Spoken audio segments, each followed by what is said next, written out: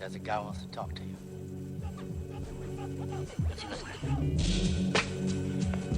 Serious? Hey everybody, I know this isn't my usual way of doing things, but I've been thinking about real-world testing of Globe-Denier concepts lately, so bear with me as I throw out these minor challenges. I'm pretty sure anyone that's subscribed to me has seen this footage from Wolfie 6020, taken from the coastline of Perth of Rottnest Island from two different elevations, clearly showing the island falling below the curve of the Earth. Take a look at it here, a bit sped up for time. If you want to see a slower, more deliberate version or the unedited footage, go to Wolfie's original video in the description. Now, Wolfie gave a map link to where he took the footage from, and looking at the location, I can't help but see this area as a prime spot for Globe-Deniers to really test their claims if they were actually interested in the science. Take a look at this area. This is the island Wolfie was filming, and this is where he was. And looking up this area, I found that there is a ferry service about every 30 minutes going from one of several docks in this area to that island along this general route.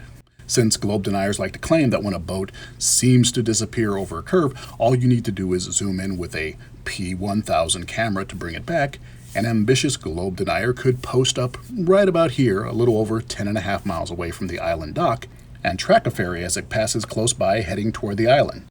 When it dips below the horizon, zoom in and bring it back. Hold it in frame until it goes below the horizon again, and zoom in more. Follow the full view of that boat all the way to the island. It's only 10 miles away, and you have your beloved P1000. Or follow it using an infrared pass-through filter. The claim is that infrared allows you to see much farther because it cuts through the haze, right?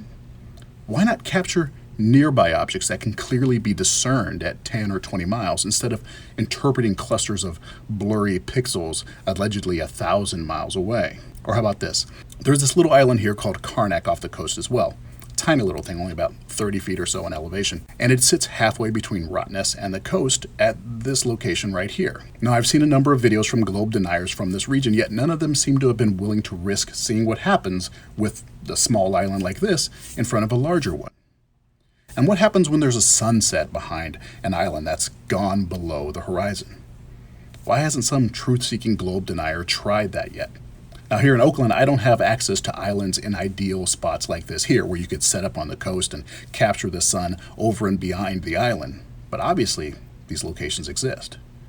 Why aren't these so-called scientists willing to challenge their claims and try something they can't easily explain away? I'm not saying they need to go all the way to Perth, even though I know for a fact Wolfie has offered to fly flat earthers out there on his own dime so they can do observations down there. But they just don't seem to have the guts to do something novel that might undermine their claim. But I guess that question answers itself. Huh. That's my job! That's what I do! I don't lose! I win! Is there no one on this planet to even challenge me? Maybe you came by to congratulate me on last night's victory.